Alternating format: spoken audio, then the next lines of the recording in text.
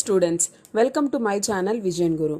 So ఇవాళ మనము 10th క్లాస్లోని 4th lesson కణ్ కణ్ కా అధికారి లెసన్ గురించి తెలుసుకోబోతున్నాము. సో దానికంటే ముందు మీరు కానీ నా వీడియో చూడడం ఇదే ఫస్ట్ టైం అయితే సో లేట్ చేయకుండా నా ఛానల్ని సబ్స్క్రైబ్ చేసుకోండి. బెల్ ఐకాన్ని క్లిక్ చేయడం మాత్రం మర్చిపోవద్దు, ఎందుకంటే నేను కొత్త వీడియో పెట్టిన వెంటనే మీకు నోటిఫికేషన్ అనేది వెంటనే రావాలంటే బెల్ ఐకాన్ని క్లిక్ చేసుకోవాలి. సో మనం క్లాస్ స్టార్ట్ చేసుకుందాము. तो हमारा पाठ का नाम है कण कण का अधिकारी. సో మన లెసన్ పేరు వచ్చేసి కణ్ కణ్ కా అధికారి. సో దీన్ని రాసినటువంటి ఆయన ఎవరంటే డాక్టర్ రామ్ధారీ సింహ్ దినకర్. तो कवि का नाम क्या है? डॉक्टर रामधारी सिंह दिनकर. तो कण कण का अधिकारी मतलब क्या है? कण कण का अधिकारी అంటే ఏంటి?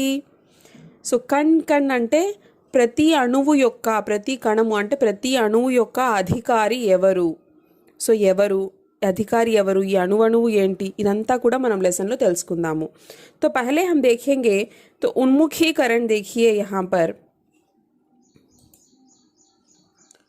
सूत काटते थे गांधी जी, कपड़ा बुनते थे, चुनते थे अनाज के कंकर, चक्की पीसते थे, ऐसा था उनका आश्रम, गांधी जी के लिए पूजा के समान था श्रम. ఇక్కడ చూడండి, గాంధీజీ గురించి కొన్ని సెంటెన్సెస్ ఇచ్చారు. అంటే గాంధీజీ ఆశ్రమం ఎలా ఉండేది, ఆయన అక్కడ ఏం చేసేవారు. సూత్ కాత్నా, సూత్ కాత్నా అంటే ఏంటి? నూలు వడకడం. మనం చాలా పిక్చర్స్, గాంధీ గారి పిక్చర్స్ చూసినప్పుడు మనం చాలా చోట్ల చూసుంటాము. ఆయన నూలు వడుకుతూ ఉంటారు, దారాన్ని చుట్టి మనకి నూలు వడుకుతూ ఉంటారు, ఒక స్పిన్ చక్రం లాగా ఉంటుంది కదా. సో అందరూ ఆ పిక్చర్ చూసే ఉంటారు. సూత్ కాతతే థే గాంధీజీ, నూలు వడికేవారు గాంధీజీ. కపడా బుంతే థే, బట్టలు నేసేవారు. చుంటే థే అనాజ్ కే కంకర్, ధాన్యంలో రాళ్లను ఏరేవారు. చక్కీ పీస్తే థే, తిరగలి తిప్పి పిండి ఆడించేవారు. ఐసా థా ఉన్కా ఆశ్రమ్, ఇలా ఉండేది ఆయన ఆశ్రమం. గాంధీజీ కే లియే పూజాకే సమాన్ థా శ్రమ్. సో గాంధీ గారి దృష్టిలో శ్రమించడం, శ్రమ అనేది పూజతో సమానము. అంటే ఏంటి, ఇక్కడ ఇవన్నీ గాంధీ గారు చేసినటువంటి పనులన్నీ ఇక్కడ ఎందుకు చెప్తున్నారు? ఇది చేశారు, అది చేశారు అంటే తన పనులు తనే స్వయంగా చేసుకునేవారు, శ్రమించి తన పనులు తనే చేసుకునేవారు అని, అందుకోసం ఇక్కడ ఇవ్వడం జరిగింది. సో దీనికి సంబంధించి ఇక్కడ మనల్ని 3 క్వశ్చన్స్ అడిగారు. గాంధీజీ క్యా క్యా కర్తే థే, గాంధీజీ ఏవే పనులు చేసేవారు. సెకండ్ క్వశ్చన్, గాంధీజీకే అనుసార్ పూజనీయ క్యా హై. సో గాంధీజీ దృష్టిలో పూజించదగ్గది ఏది. హమారే థర్డ్ క్వశ్చన్, హమారే జీవన్ మే శ్రమ కా క్యా మహత్వ హై, మన జీవితంలో శ్రమ యొక్క ఇంపార్టెన్స్ ఏంటి, శ్రమ యొక్క గొప్పతనం ఏంటి అని అడిగారు. నెక్స్ట్ उद्देश्य में हम चले जाएंगे.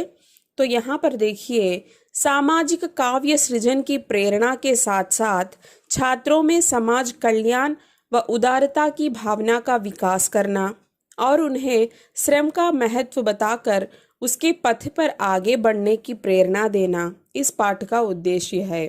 సో ఈ లెసన్ వెనక ఉన్నటువంటి ముఖ్య ఉద్దేశం ఏంటి అంటే, సామాజిక కావ్య సృజన్కి ప్రేరణ అంటే ఏంటి, సామాజిక కావ్య రచనల పట్ల పిల్లల్లో ప్రేరణ తీసుకురావడం, అలాగే పిల్లల్లో సమాజానికి మనం ఎలా హెల్ప్ చేయాలి అనేటువంటి భావన వాళ్ళందరిలో కలగజేయటం, అంతేకాకుండా శ్రమ యొక్క గొప్పతనాన్ని వాళ్ళకి తెలిపి, సో శ్రమించే విధంగా అంటే ఆ దారిలో వాళ్ళు నడిచే విధంగా వాళ్ళని మనం మోటివేట్ చేయడం ఈ లెసన్ వెనక ఉన్నటువంటి ఉద్దేశం అన్నమాట.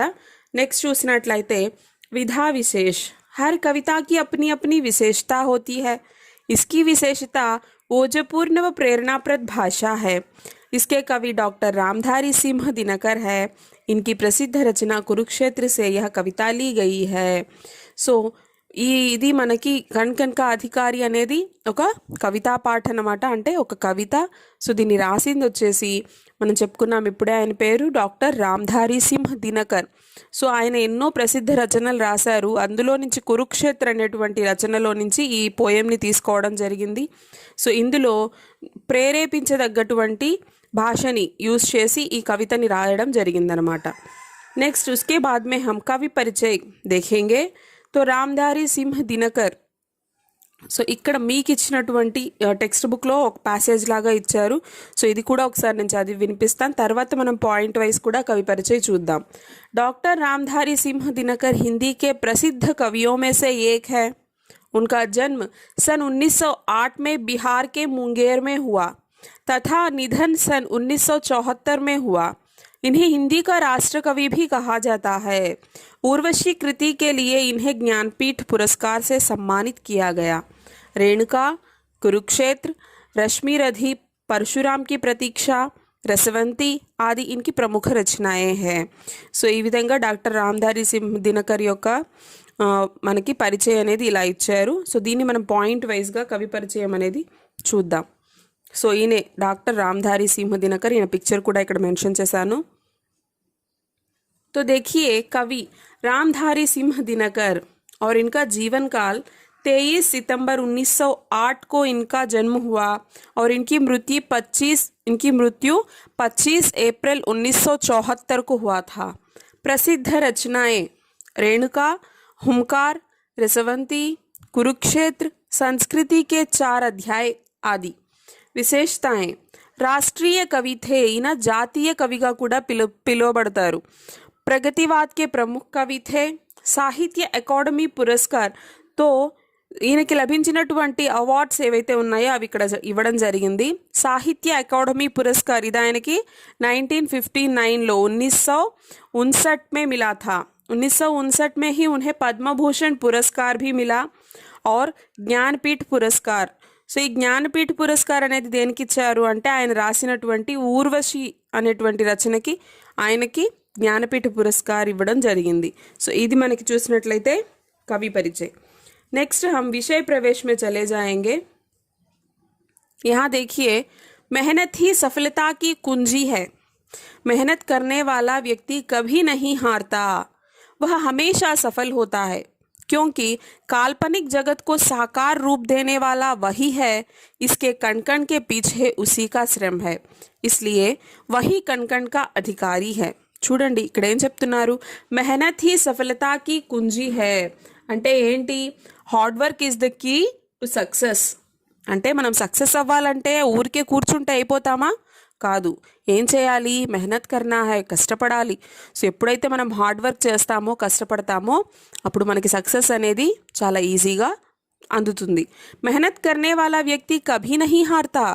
సో ఎవరైతే కష్టపడతారో హార్డ్ వర్క్ చేస్తారో వాళ్ళు ఎప్పుడూ కూడా ఓడిపోరు. వహ హమేషా సఫల్ హోతా హై, వాళ్ళు ఎప్పుడు ముందుంటారు, ఎప్పుడు గెలుస్తారు. క్యోంకి ఎందుకంటే కాల్పనిక్ జగత్ కో సాకార్ రూప్ దేనే వాలా వహీ హై అంటే ఏంటి, తమ కలల ప్రపంచాన్ని నిజం చేసుకోవాలి. తమ కలలని నిజం చేసుకోవాలి అంటే ఎవరు చేసుకోగలరు, ఎవరైతే కష్టపడతారో వాళ్ళు మాత్రమే కలలని నిజం చేసుకోగలరు. इसके कण कण के पीछे उसी का श्रम है, इसलिए वही कण कण का अधिकारी है. సో ఇక్కడ అణువు యొక్క అధికారి ఎవరు అంటే ఎవరైతే కష్టపడతారో వారు అని చెప్తున్నారు. तो कविता पाठ हम देखेंगे. तो यह एक कविता है, यह गाने वाली एक कविता है. तो उसे हम रागयुक्त में एक बार गा लेंगे.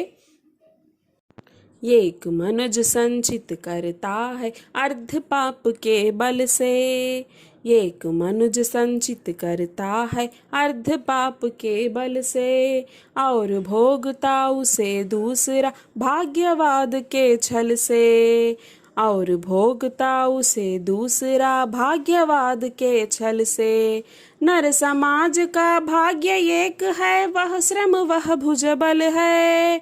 नर समाज का भाग्य एक है, वह श्रम वह भुजबल है. जिसके सम्मुख झुकी हुई पृथ्वी विनीत नभतल है, पृथ्वी विनीत नभतल है.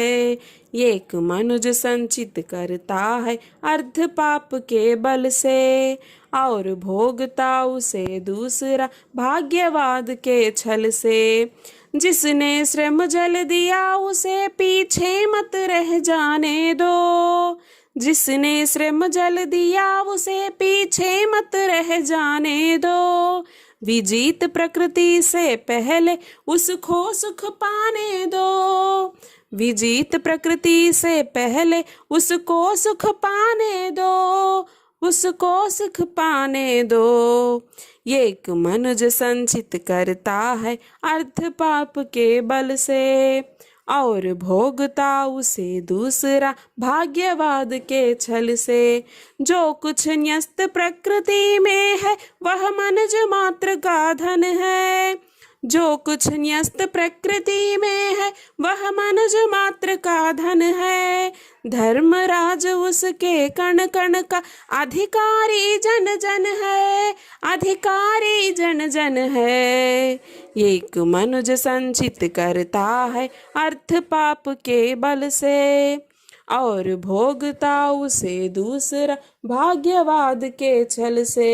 देखिए इस कविता में कवि क्या बता रहे हैं, ఏం చెప్తున్నారు ఇక్కడ, एक मनुज संचित करता है अर्थ पाप के बल से। यहाँ पे अर्थ का मतलब क्या है, మీనింగ్ नहीं है। ఇక్కడ अर्थ అంటే ఏంటి, మీనింగ్ అని కాదు।